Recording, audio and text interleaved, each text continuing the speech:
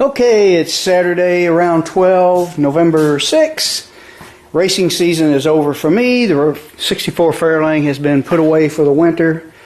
The slicks are taken off. They're in the basement now. It's full of antifreeze, and I left the valves set so that I think I'm just going to start it up about once a week, every other week this year, instead of undoing the valves, like I did in a earlier video where I put it away. But so we got some parts in for the 429. Got my rebuild kit. We got some 20 under rod bearings and main bearings, hydraulic roller lifters. We got a new hydraulic roller cam right there.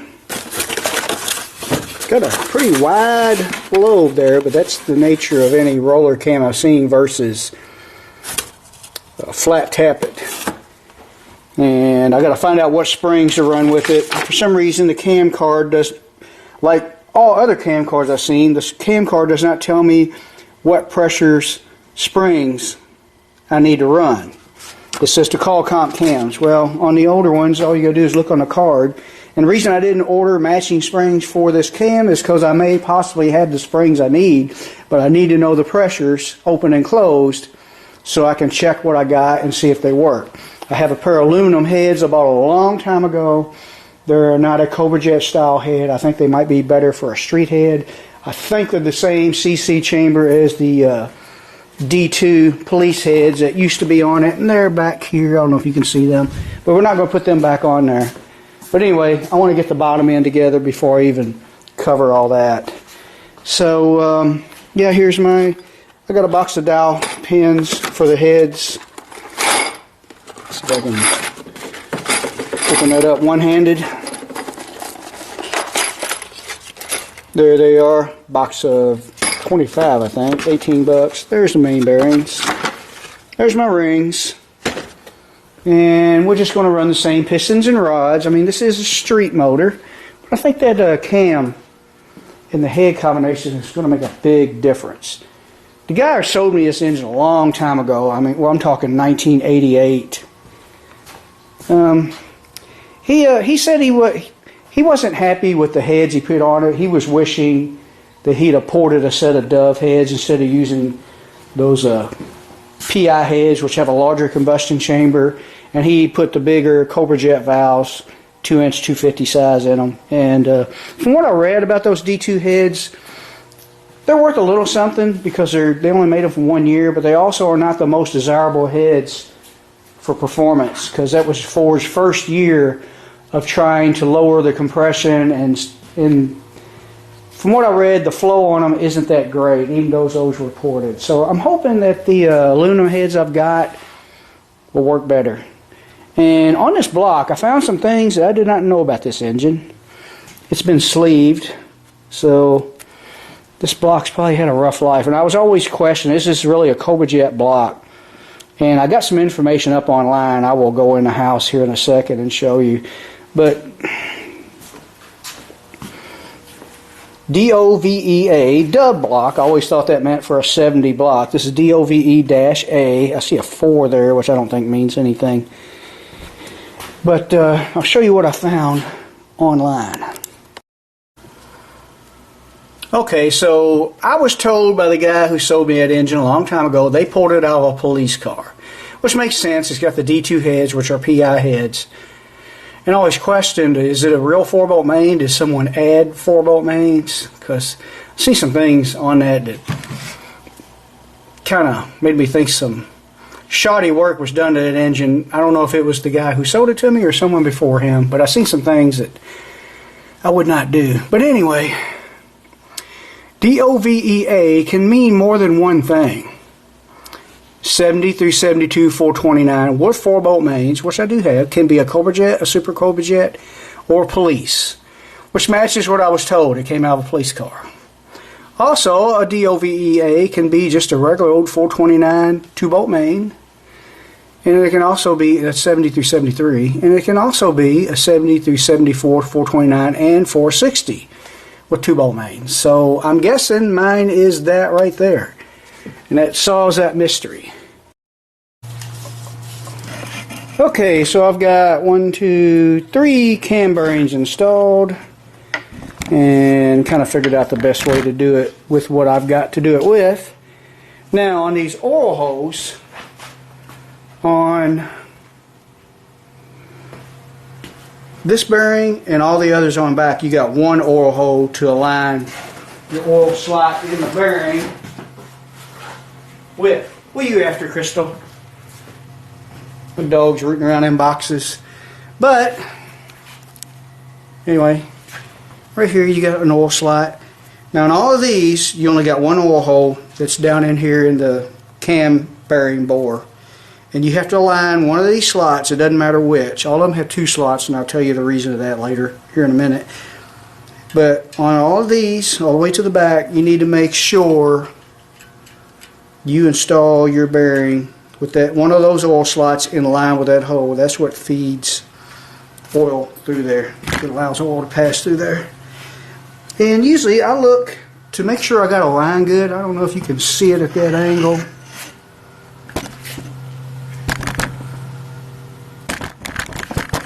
Really not sure if you can, but if you can see, right now you can't because my finger's in the way.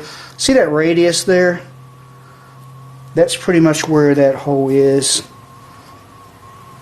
And if you can use that as a guide to align that hole before you start tapping or pressing it in this case I'm going to tap it in, and I'm sure somebody's going to comment that I'm tearing it up and beating on my engine, and I will either ignore it or delete it if they're too rude.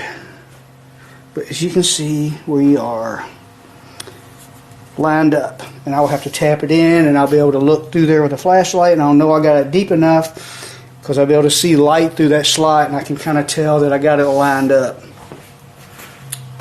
Okay, to start and get it straight, now if I were to actually buy the proper tool, I guess the procedure would be different, but this is how I use my homemade tool. Now as you can see, and now I use this piece to make sure that I'm going to, when I tap on that piece of all thread, that it's straight. And as you can see, maybe you can't see on the camera, but I can. That bearing is stuck in there crooked. But since this piece here is forcing my all thread to stay straight, that means I can gently tap on it and get that cam bearing straight before we go too deep in that bore. Actually, I kind of just align the bearing before it started driving in. There we go.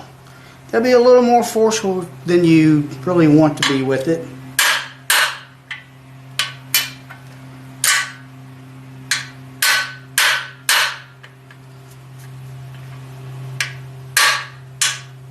Now this piece here will only allow me to go so deep, but it'll allow me to get it in there deep enough to know that I got it straight.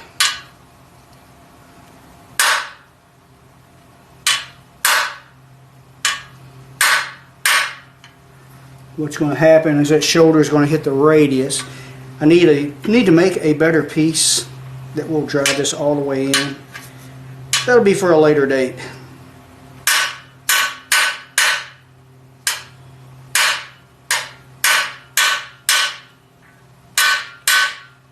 Okay, and a little bit of scuffing on the bearing there, but that will polish right out. It's just going to happen when you got a tap on it. If I were to press it in, it'd do the same thing. And now we'll remove this, and if I look down in there, I can start to see daylight, because my groove is starting to line up. The middle of the groove is right about here now, and I need to go in a little deeper, and I just eyeball it up to it looks like it's in the middle. And that's the best you can do with that. I mean, some people may say you got to go measure it and go so deep with it. And I just line up the oil hole, and it works for me. Done it before with no troubles. Actually, what I really like is on my race motor. I'm going to blow this off.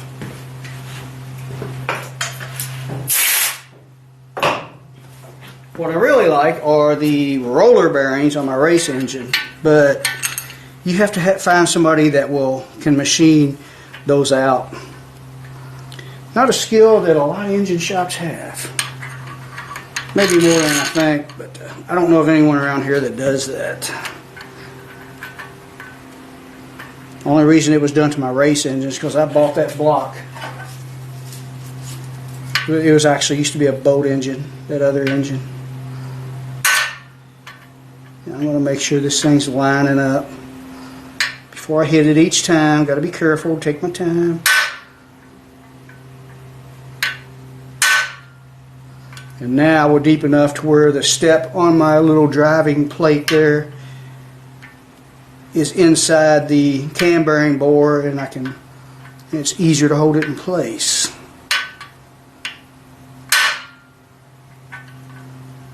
And see, got to go a little deeper.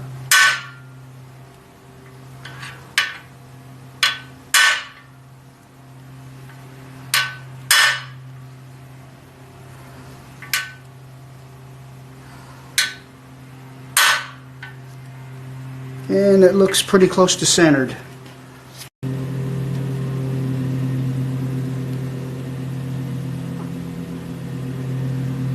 There we go, now we can see it.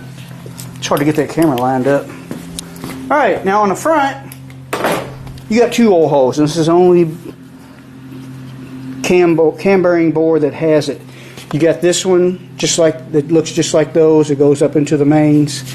And you have another one right here. And what that does is that helps oil the timing gear. That goes,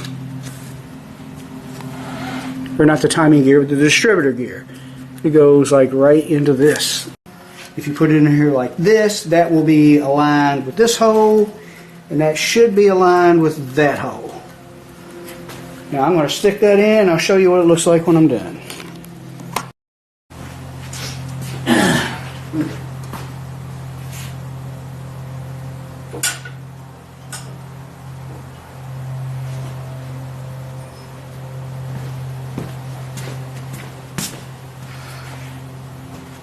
Okay, all the bearings are now in.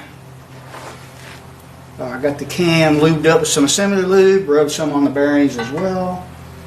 I always like to put my cam in first because everything else is out of the way. Which I have put cams in while it's in the car, and it's a little rough to do without bumping all your bearings. Everything feeling good so far. And since this is a roller cam, even though it's hydraulic, I will have to run a bronze gear on my distributor. And I think the distributor I want to run is already got one on it. If not, we'll put it on there. And there we go. It's in there. Feels like a pretty good fit. Alright, so there's that part. Alright, now our little thrust plate goes right here. Now I have oil grooves on this thing, but it's on both sides, so don't think it matters. And I got a little bit of Loctite on my bolts. Normally I don't use any. I decided to do it this time. All I had was blue. Some may say I should use red. I did look for red, but can't find it.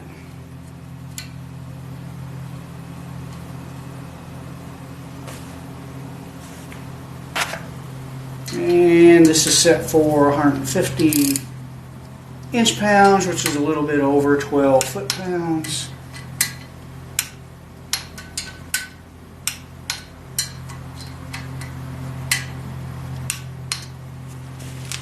And there we go. Okay, so it's the next day. So yesterday I had a distraction after I got the cam in this thing. And I got out here later last night, put all my main bearings in, torqued the caps down without the crank in it. Got a little bit of a rust spot I need to Scotch-Brite off there. But after I torqued them all down, I checked my clearances. And the people who turned the crank, I'm probably not going to go back to them. They turned it 20 under standard, that's what they told me, but it's actually 20.5 thousandths under. So it's giving me a little extra clearance, which will be okay for a street engine, but when I go to build another engine for the black car, I'm probably not going to go to them. And okay, now I'm getting 3 thousandths on the first 4 main journals, 3 thousandths of clearance. It's 4 on this one. I got online and read what is actually acceptable, because my book that I have over there, my old reliable Ford engine book, it says anywhere from 2 to 3 thousandths is acceptable on the mains. I think that's what it says.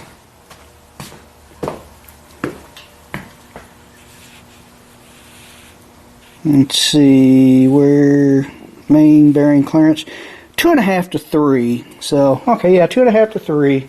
So we're good on the 3 thousandths.